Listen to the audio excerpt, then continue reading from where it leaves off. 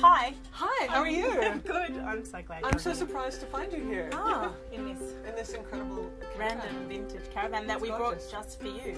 I'm so pleased. Yes. You know about my vintage caravan thing. Yeah, we do. Yeah. How come you love vintage? I love vintage everything for a lot of reasons. I like the historical connection. Yeah. I like the fact that there are so many beautiful things that are already made that are being a bit forgotten. So I like to adopt old things, whether it's like shoes or clothes or a caravan. And I've got a vintage, it's a vintage Viscount, Australian-made vintage Viscount caravan that's about 40 years old that we have done up to look 50, so it's not quite as old as it looks like it is. But we take it on the road, and that's my preferred way of holidaying. You're so cool. I love caravan parks. I really do. That you meet the nicest people in caravan parks, and it's like a cubby house on wheels for my daughter, who's 3.5.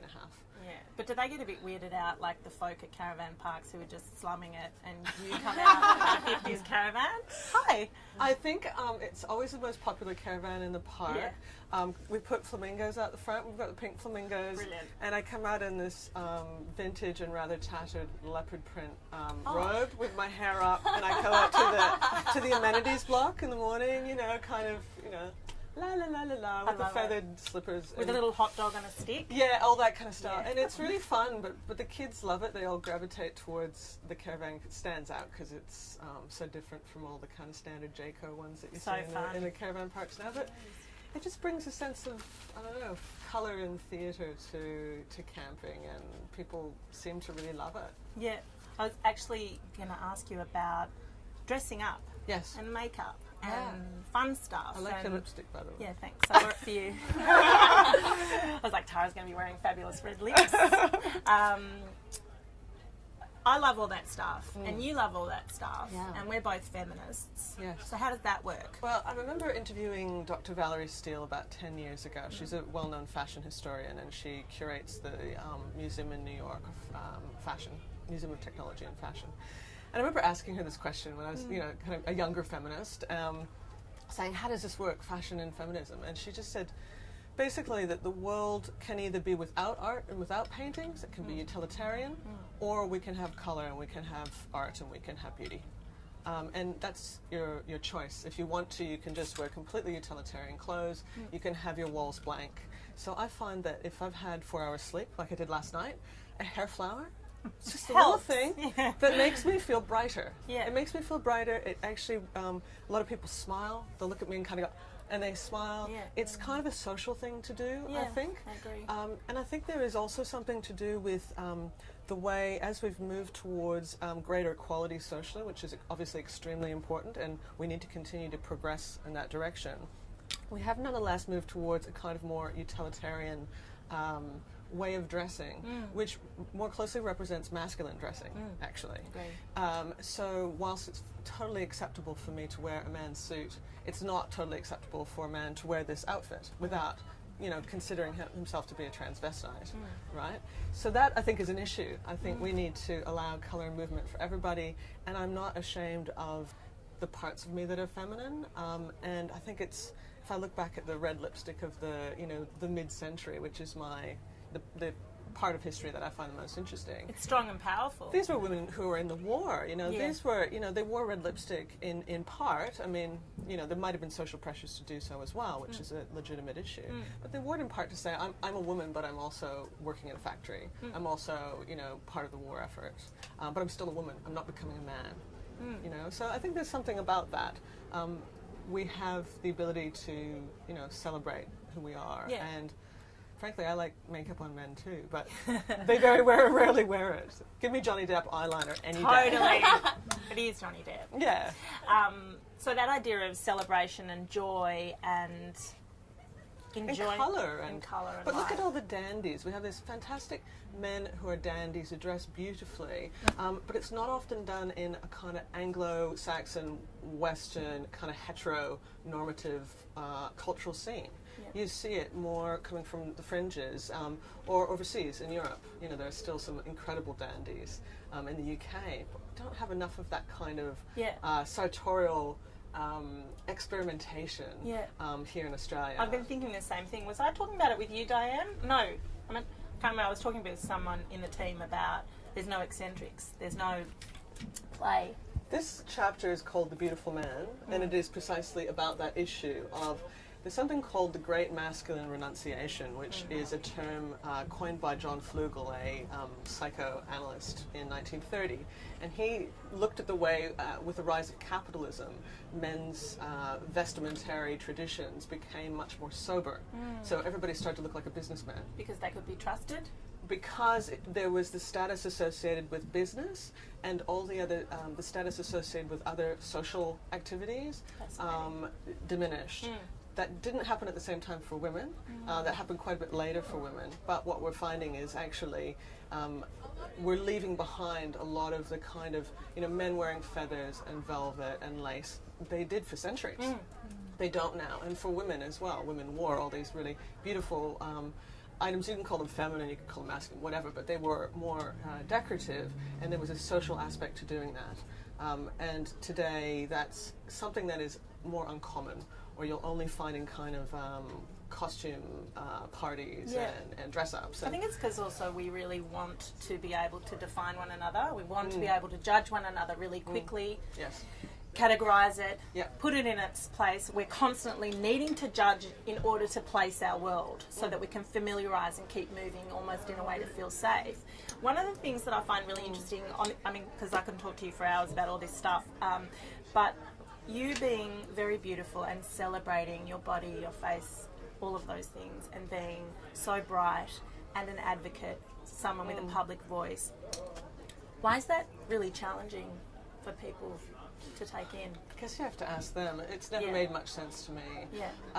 Especially as we do live in an image-saturated culture. There's something I really like about the vintage scene, which is a rejection of mainstream consumerist habits. So I like that. But that can be separated from decorating, from being colourful, from, you can actually do that in a very frugal way without being wasteful, So it's interesting to me, though, that we do live in a very image-saturated culture where we see a lot of advertisements. And the women that we see are very much within the same demographic, for the large part, white, young, thin women. And we don't see a lot of variety, which is a problem. But when a woman who is kind of frequently seen in that context also does something else, we tend to have a kind of an issue with, you're supposed to be silent, you're one-dimensional, that's all we want from you. It's not the biggest problem we have, but it is a problem because if the vast majority of the women that are visually seen, so who are symbolically visible in our culture, are also women that we're happy to say are dumb or vacuous or bimbos or whores, then we have a real problem with the way women in general are viewed, because that seeps out. So there's a complex series of problems there. One is the lack of variety in the women that are celebrated and are symbolically visible. Older women, women of different cultural backgrounds, women with different types of careers. That's why we put Jane Goodall on the cover, because we were like, see, and this is how often do you see that? Marvellous, and you don't see it very often, you really don't. You do sometimes, not often enough, because ageism actually hits both genders, but you will more often see the kind of authoritative older man or wise man on a cover or seen more frequently. And it's one of the things, again, that I talk about in The Fictional Woman, that we still have an issue, particularly with older women, and they become symbolically invisible. Which is, it's a problem broadly for our whole society. On so many levels, it's a problem. Because we're silencing all the wisdom. Well, we're silencing wisdom. We're silencing a particular type of wisdom that, wisdom that has been around for centuries, but has never become part of our dominant archetypes. So in the book, I talk about the three major archetypes for women that have been traditions in our storytelling for centuries. They originated in the Middle Ages or before then, and we see them retold all the time in fairy tales, and they also seep out into our kind of other types of storytelling and media representations. So you have essentially the whore / femme fatale, you have the virgin / damsel in distress, and you have the witch / crone. So I'm so bored. It's really boring. It's hugely boring. So bored. But you'll notice what we don't have is the wise woman. We do have the wise man / wizard. The wise woman will often be mixed with witch, isolated, alone. Yeah, isolated, alone, but also bad. Bad. Right? So, like suspicious. Yes, and that's not consistent with wise women through the centuries who've been very important to society. But they just never really, because in the Middle Ages you weren't allowed to be a woman with power and knowledge. That was viewed very suspiciously. They tended to... Why? That's my question. That's my big question. Like, actually... If we could go back to the Middle Ages, we'd probably get a better idea. No. Big picture why? Like, why, when women are fabulous and strong, or weak, or whatever, or struggling, whatever, why is there so much violence against women? Like, what is it? Why is this going on? Across the world, you can see in different cultures. In our culture, we're probably luckier because we can struggle and fight and converse. And what is it all about? Well, I'm stumped. Yeah, you're stumped? Okay. Well, one of the things I try to touch on in The Fictional Woman is the historical context for the things that we see as social problems today. Yeah. These social problems are not natural. In other words, they're not inevitable. It's not inevitable that a woman is murdered by her partner or former partner every week in Australia, right? Every week? Every week, on average. It's not inevitable. That doesn't need to happen, right? What we see, though, is that the people within our culture who have less power are the ones who are more often victimized. So women and children are the people who are most impacted by violence in terms of the statistics. And when you see some of the charts that I have in here, it's actually quite depressing to find how much that is true. So this bar is girls, this one's boys. Obviously, as boys get older, they're less frequently victimized on average. Again, these are reported incidents, and we know that the abuse of boys and men is underreported, but this is the general pattern that we see. So why haven't women risen up? I keep having these fantasies of women rising up. They're not in charge of the world, that's why. Now, women are half of the sky. Women are half of the population, half the sandbox, as Gina Davis would put it, but we don't have institutionalized power in the same way. So if we look at our cabinet, for instance, it's 100% white and 95% male. And then again, you look at the fact that women and girls are more often victimized in this way, but also people who are not heterosexual, people who are disabled, they have a much higher rate. Women who are disabled, women who are Indigenous also have a much higher rate of abuse that they cop. So it's not a single issue. It's not only gender, it sort of intersects. And we can see relationships between all of these different issues. It's to do with that dominant power. I center on fictions not because it's the only thing, but because I'm a fiction writer and I understand the importance of stories. So it's one way of looking at this. Policy and law, hugely important. Yes.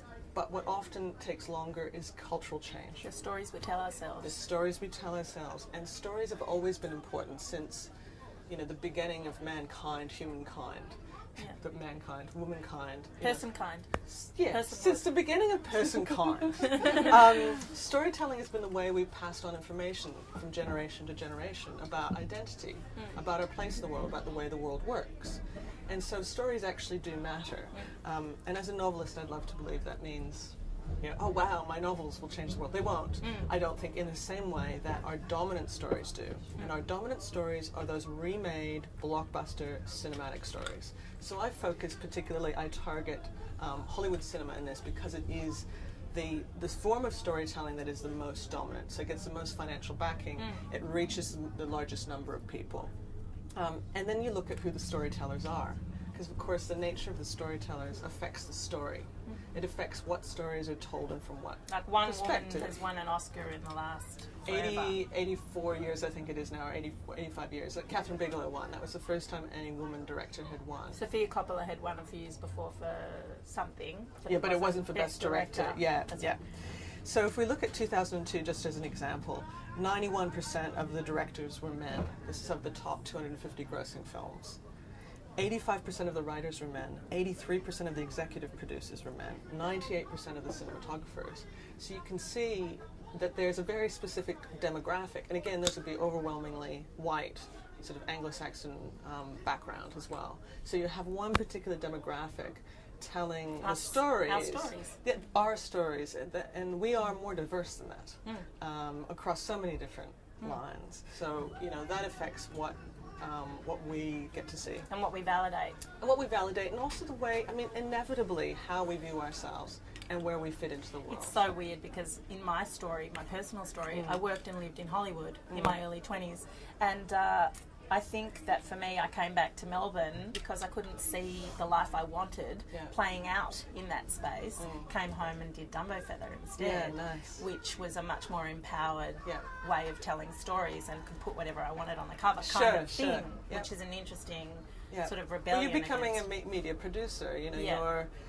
The thing is, with so much of the really dominant narratives, there are still those cultural gatekeepers. Yeah. You know, we do have social media now. We do have incredible entrepreneurs who are breaking some of those, you know, those molds. Those molds that are just so tightly held and have been that way for so long. Like, as an example, there are on average in family films 3 males to every 1 female character on screen. And that has been the same since World War II. I was going to do a reference about the fact that women are here in the audience, and I find women are powerful early adopters, and that's what's really exciting. And they're often the first to show up to be a part of a conversation, so that's really exciting. And they're readers. Women are readers. On average, I think more women buy books than men do, and so there is an interest there in kind of wanting to learn about other people's lives and kind of, you know, read the kind of stuff that's in this book. Having said that, The Fictional Woman has been really well received by a surprisingly large number of men who have daughters or granddaughters, and also boys who are in high school who actually identify as being feminist or pro-feminist and are getting bullied, and they want the kind of intellectual ammo. You keep touching it. You keep touching the book all the time and referencing it. Yes. It feels to me like a map for you. It is. It's kind of a... there are little morsels in here. I call them stat bombs, or intellectual ammo that are required. That you can kind of go, okay, you have a problem with my mentioning that there's an inequality issue.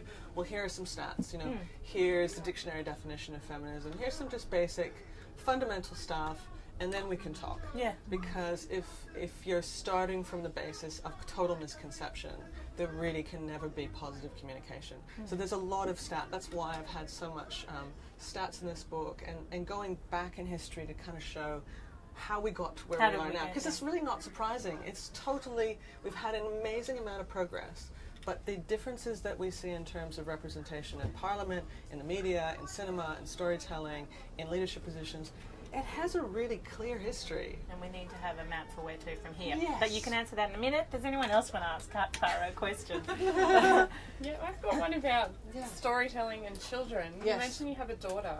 I have 2 daughters, and obviously I like dressing up as well, and little girls seem to almost universally love dressing up.